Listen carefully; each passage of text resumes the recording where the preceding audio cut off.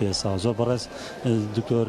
محسین ئەدیب بەڕێوەبەری گشتی ڕۆشنبیری سلێمانی میوانە کاکتۆر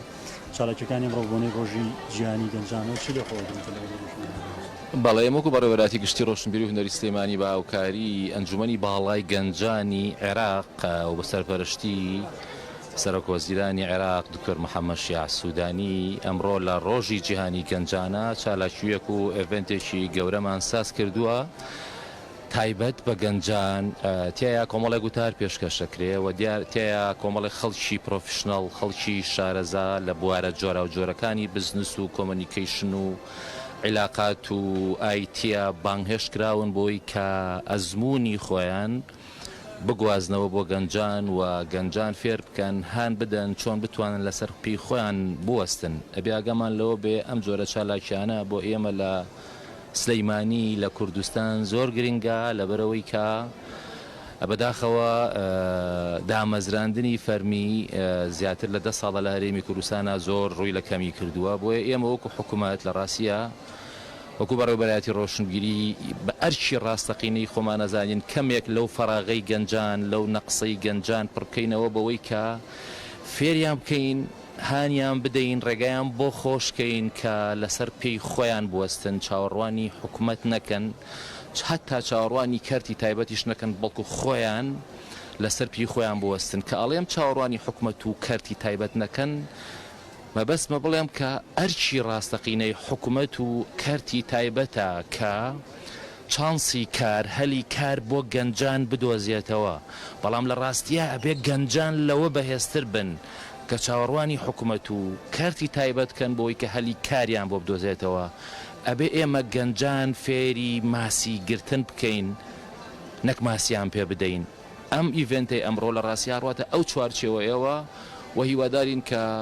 گەنجانی ئێمە ئیسیفادە لە ئەم پرۆژەیە بکەن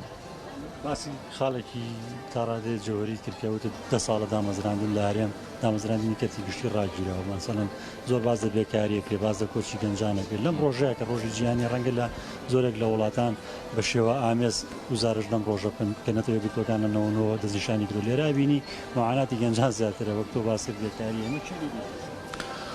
بێگومان بێپلانی حکوومەتی هەرێمی کوردستان حیزب بەدەسەڵاتدارەکان لەم کێشە جەوهەریانە بەرپرسن یعنی ئەگەر بە پلان ئێمە خەڵکمان دامەزراندایە لە 15 ساڵی ڕابردووە لە 20 ساڵی ڕابردووە ئێستا لە بری ئەوەی کە خاوەنی زۆرترین خەڵکی بەتەمەن و نەخوێنەوار بین خاوەنی زۆرترین خەڵکی گەنج و خوێنەوار و خاوەن بڕوانە ئەمە بووین لە دەستگا حکوومیەکانە کاک ڕزگار منەمە ئەوت پێ بڵێم کە ئێستاوەی کە حکوومەت بەڕێوە بە کۆمەڵی خەڵکی پیرە من بەڕێوەبەرایەتێکی بچووکمەیە هەفتە نییە مامەڵەی خانە نشینبوونی فەرمانبەرێک نێتە بەردەستم یعنی چی یعنی فەرمانبەرەکانی من هەمویان پیرن و بەداخیشەوە حکوومەت خەڵک دانامەزێنێ کە جێی خەڵکی گەنج خەڵکی بە بڕوانامە کە جێی ئەم خەڵکە بە تەمەنانە بگرێتەوە بۆچی ئەمە ناتوانێت هۆکار زۆرێکە لەو کارە سەرەکیەکانەوەیە کە وەختی خۆی باوکی ئەم گەنجێک کە ئێستا خاوەنی بڕوانامەیەکی گەورەیە فەلاح بووە جوتیار بووە هەڵی کەنووە لە زەویە ڕاستەقینەکەی خۆی کە فەلاحەت و ئینتاجە هێناوێتی کردوێتی بە کارمەندێکە لە ڕاستیە حکوومەت سوودێکی ئەو تۆی لە نابینێ بۆ چکە توانای نییە چکە تەمەنێکی زۆری کردووە بۆیە لە ڕاستیە بێپلانی یەکێکە لە هۆکارە سەرەکیەکانی ئەوەی کە ئێستا گەنج لە هەرێمی کوردستانە قەیرانی هەیە و لەوەش گرنگتر ینی ئەکەوەکو وتم ئەماژەش بەوە بکەین کە ئێمە ئەبێ وەکوتم ئەرچی ڕاستەقینەی حکوومەت و کارتی تایبەتە هەلی کاری یەکسان بڕەخسێنێ بۆ گەنجان بەڵام لە ڕاستیە ئەگەر گەنج بێوێ ئایندەیەکی باشی ئەبێ خۆی دروستکە ئەگەر بێمنەت بێ بەرامبەر بە حکوومەت و بتوانێت بێتە معارەزەیەکی بەهێز بێتە فشارێکی بەهێز لە ڕاستیە بێ پشت بەخۆی ببەستێ و ئەم پشت بەخۆ بەستنەی لە ڕاستیا وایە لێکا کە مستەقیمی بێ لەویتر لە حکوومەت لە کارتی تایبەت و ئەتوانێت ئەو کاتە لەسەر پێی خۆی بوەستێ و هەر شتێک کە بیاوێ فەرزی کا بەسەر حکوومەت و دەسەڵاتی سیاسیە زۆرات و زۆرتر لەوەسم ناگرم سپاس بۆ وتەکانت بۆ ئامادەبوونت بەڵێوەی گوێتان لێبووتی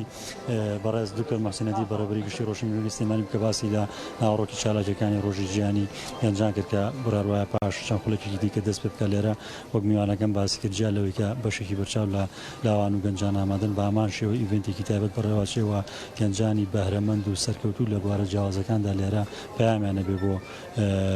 گەنجانی دیکە ئەگەر ئەمە بڵایەوە گار دەستخۆش بۆ تۆ سوپاس بۆ میوانەکەت بەڕێز دکتۆر موحسین ئەدی.